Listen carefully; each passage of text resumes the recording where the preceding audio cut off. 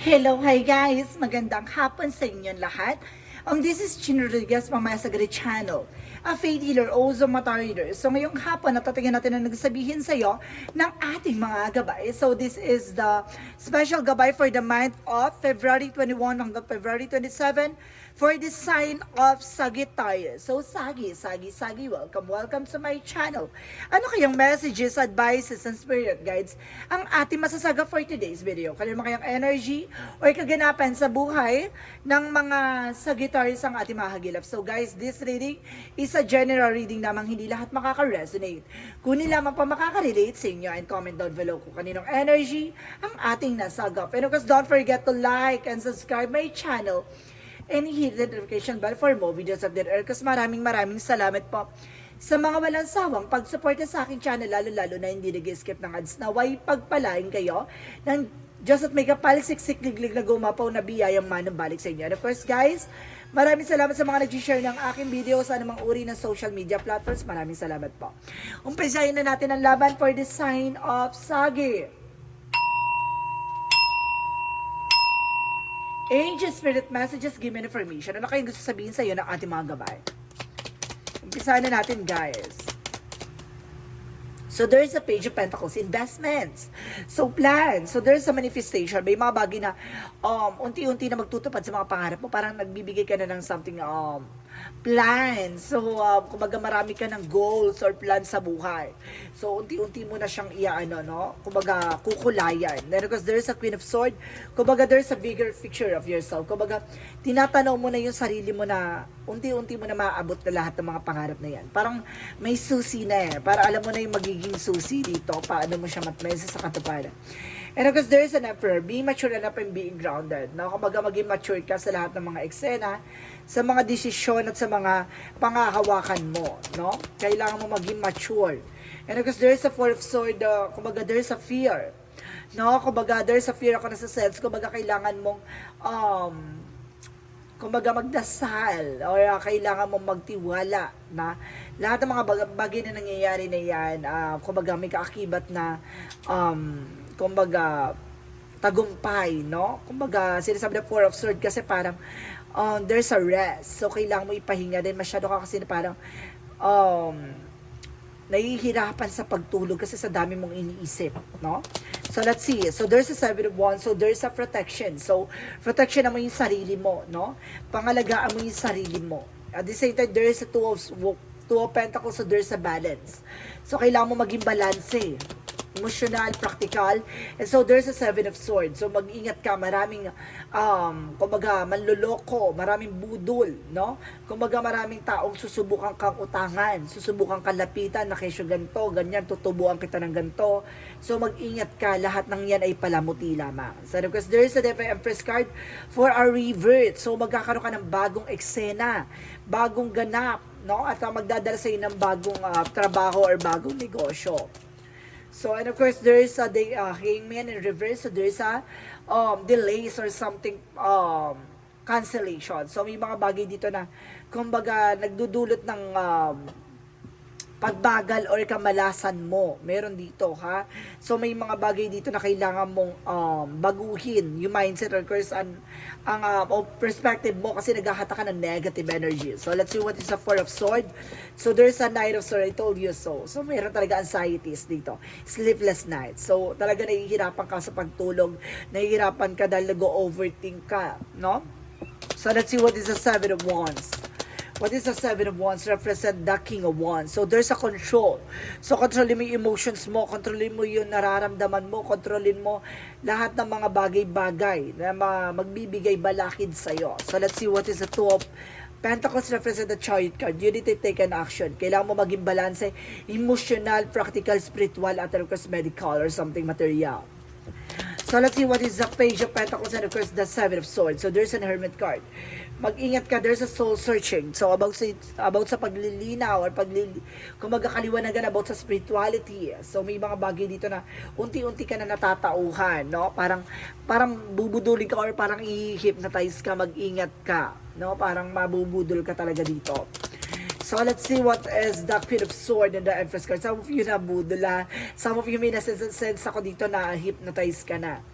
So there is the Queen of Swords, and of course the Empress card represents the Three of Three of Swords. There's a third party involved. No, may aaring may babae yung person mo, or may kaharutan ng person mo, or may kalandian ng person mo. So let's see what is the Emperor and the Hangman in reverse. So there's an Ace of Pentacles. So nagkakaroon ng something delays and cancellation.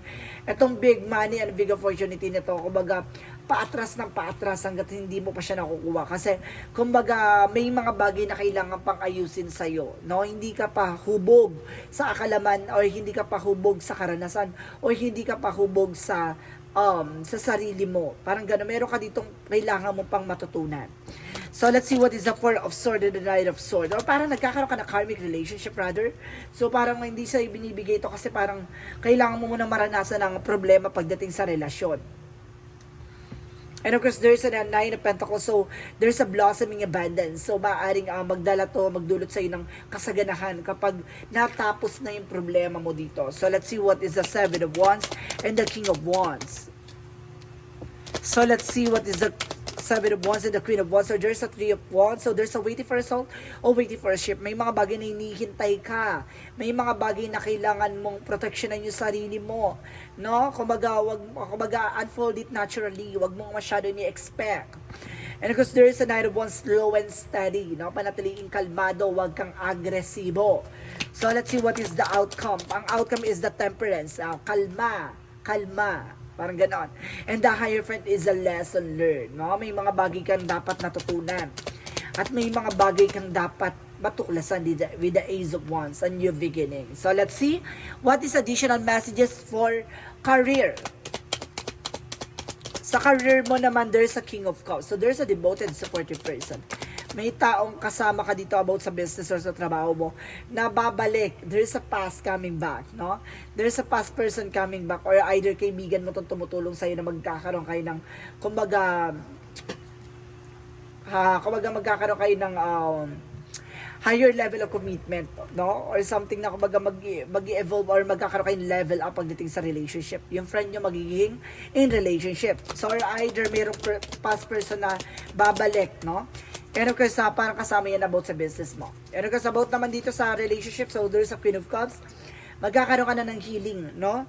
At there's a Six of Wands, Six of Pentacles, so there's a give and take. And of course, there's a balance, no? Pagdating sa relasyon, and there's a judgment, a wake-up call. Parang ginising ka sa katotohanan na itong tao na to ay itong tao talaga para sa'yo. Parang gano'n.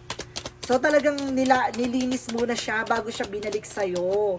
Parang ganon with the Nine of Cups. So there's a wish fulfillment. So may mga bagay dito na matutupad na. No? And of course, parang mga about sa health mo, parang magiging okay na yung health mo. At the same time, there's a King of Swords. So there's an information na putulin mo yung nagbibigay ng complication. May ibig sabihin dito, meron kang nararamdaman na it's not normal. So may nararamdaman ka about sa spiritual. So kailangan mo solusyonan to.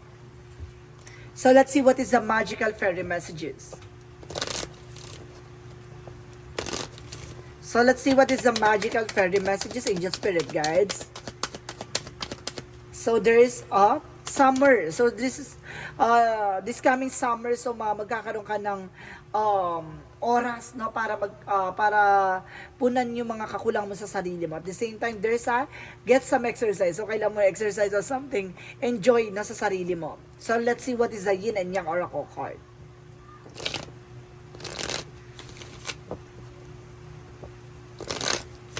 For Yin and Yang Oracle card, represent receive, no? Marami ka matatanggap dito, and there's a self-care. So, kailangan mo alagaan yung sarili mo. Siguro, kaya kayo nagkaroon ng separation kasi parang, nakalimutan mo yung sarili mo. Masyadong mo minahal yung person mo, no? Parang kailangan ngayon balance dapat. And there's a summer. Talaga, there's a summer, guys, ha? Ngayon summer na to, maraming magaganap. So, let's see what is Archangel Michael messages. So, there's a favorable outcome. Papabor na sa iyo ang sitwasyon, ha? And there's a self-respect. So, talagang meron dapat pagmamahal sa sarili, ha? Masyado mong kinilimutan yung sarili mo. So, parang may mga bagay na hindi mo na natanggap sa sarili mo. Parang ngayon ay, kumbaga, mamahalin mo yung sarili mong flaws. So, let's see what is the romance angel. So, there's a let your friends help you. Hayaan mong kaibigan mo ang tumulong sa'yo. No, at the same time, there's express your love. Ipakita mo kung sino talaga yung, kung ano yung pagmamahal na kaya mo ibigay. Parang gano'n. There's a friend talaga, parang there's a friend na para magkakaroon ng, another level of commitment. Parang gano'n. And there's trouble. So, some of you may trouble talaga. At the same time, there's author. Ikaw yung magsusulat ng sarili mong pahina. And there's a speaker. May gumagamit ng orasyon sa'yo. Or gumagamit ng orasyon. Gano'n. So, let's see what is the chakra messages. So, there's a passion. So, may mga bagay na kailangan mong gawin, no? Yung makakapagpasaya sa'yo. No? And of course, there's a service. So, you are public servant, no? Tumutulong ka sa ibang tao. Tumutulong ka sa karamihan, no? It's either public servant ka or kumbaga nasa clinic ka, nasa center ka, or either nasa hospital ka, or either nasa basta may mga tao ka natutulungan, ganon. Additional messages. And of course, there's lost land. So there's you done this before. Nagawa mo na to dati eh. So there's a soul memories and gift. Ibig sabihin, nangyari na to sa past life mo. So maaaring mangyari ulit to sa'yo. And of course, there's a big picture thinking. So there's a visionary. Kumbaga, nagkakaroon ka ng something, pangitain, no? Parang nakikita mo na yung mga nangyari sa nakaraan. Parang there's an reincarnation. Parang ganun, guys, no? So, pagdating sa love. So, let's see what is the angel's answer. So, there's communication clearly. So, kailangan mo makipag-communicate, no? Nang maayos and ask for help from others. So, kailangan mo talaga ng tulong mga kaibigan. But at the same time, there's a yes. May yes sa sagot sa mga tanong mo. So, let's see what is Archangel Raphael. Messages for you. For Archangel Michael is prayer work. So, yung mga pagdadasal na yan ay makakatulong talaga sa'yo para masagot yung mga katanungan mo. So, let's see what is the Monsology. A win-win outcome forecast. So, ipapanalo mo tong eksena na to. So, it's time to take an action. So, kailangan mo lang kumilos, kailangan mo lang solusyonan at kailangan mo lang tapusin. A new romantic cycle begins. So, it's all about love. It's all about relationship. It's all about partnership. So, let's see. Additional messages. And there's a blame. No, hindi mo pwedeng sisihin sarili mo at hindi mo rin pwedeng sisihin ng ibang tao. Ganun talaga. Nurture yung mga bagay-bagay na mangyayari. No? At the same time, there's a discipline. No? Ito yung kailangan mo, yung magkaroon ng disiplina sa sarili mo. Additional messages for angel spirit guides. So, there's a survival. No? You are also survivor. And there's a release. No? Kailangan mong alisin sa sarili mo, yung mga attitudes mo or something, mga katangian mo na alam mong nagbibigay cause ng complication pagdating sa relationship, baka baka obsessions, yan kailangan malisin yan. There's a dolphin na kung mag-enjoy your life from the fullest, na mag-enjoy ka lang sa mga bawat segundo, minuto na nangyayari sa buhay mo. So let's see what is the energy. So there's a journey, talagang pagdadaanan mo yan kasi there's a journey, no? Kumbaga nasa proseso yan ng buhay mo, pagdadaanan mo talaga. And of course, there's a door to romance. No? Meron talagang laking factor ang love sa'yo. At the same time, there's a goddess of the moon. So there's a truth reveal. May mga bagay dito na matutuklasan ka at maliliwanagan ka at may lalahad sa'yo at may lalantad. And of course, there's an angel of love. May love talagang involvement dito, guys, no? Parang there's a love of yours. So, let's see what is additional messages for angel spirit guide for Jesus loving quotes. Jesus loving quotes, forgive and you shall forgiven. No? May mga bagay kailangan mong bitawan, pakawalan. Yung ngit-ngit at galit sa puso mo, kailangan mo na pakawalan yan. According to your faith, be into yun. Depende yan sa pananampalataya at tiwala mo. Saka ipagkakaloob sa iyo yung blessing na nararapat sa iyo, no? Masyado pa mabigat yung mga pinagdaanan mo at the same time mabigat pa yung kailangan yung mga bagay na nangyari sa from the past, kailangan mo binibitawan yan. Kasi nagsisilbing blockages. What is the angel's number? So there's a 666, I am the centered. A wake-up call for you to re-examine your current situation and change the direction of your thoughts so you can raise your vibration to a more positive frequency. So, see, maging sentro ka, maging balance ka at the same time, parang inaano ka na, parang ginigising ka sa katotohanan, no? Kumbaga, yung mga bagay na nangyayari sa paligid mo, mali yung mga way mo, no? Kung paano mo siya i-manage. May mga bagay diyan na parang kailangan mong kontrolin yung attitudes mo, no? I-release yung yung mga negative thoughts mo. And there's messages of light, the eyes of the heart. So gamitin mo yung puso mo na maging silbing mata mo, no? Para makita mo ang kahalagahan at pagmamahal inside and out. No? So today, I've received the real beauty of every person I meet. With the eyes of my heart, I see beyond the personality and focus of one of the energy of love that dwells beneath of the surface. I am filled with the wonderful and of course present of the God in every one of us. The eyes of the heart allow me to see the divine shining everywhere. So see, kumbaga kapag bulag ka sa mga pagmamahal at bulag ka sa mga bagay-bagay na nasa paligid mo, hindi mo makikita ang kalugan ng pag-ibig. So ibig sabihin dito, kumbaga parang ano ka dito, parang pinapaalalahanan ka na maging open ka. Kumbaga, buksan mo yung mata mo sa mga taong nasa paligid mo. Baka yung mga taong nasa paligid mo na totoong nagmamahal sa'yo ay binibitawan mo. So, this is a special gabay for the month of February 21 hanggang February 27 for the sign of Sagittarius. So, Sagi, maraming salamat for this wonderful reading. So, once again, this reading is a general reading lamang, hindi lahat makaka-resonate. Kunin lamang po makaka-relate sa inyo and comment down below kung kaninong energy ang ating nasagap. And of course, don't forget to like and subscribe my channel and hit the notification bell for more videos update. Of course, maraming salamat po sa mga hindi nag-skip ng ads na way pagpalay kayo na dyan at may kapal siksik-liglig na gumapo na biyayang manang balik sa inyo. And of course, maraming salamat sa mga nag-share ng aking video sa anumang uri ng social media platforms. Maraming salamat and see you in the next video. Bye-bye and babush!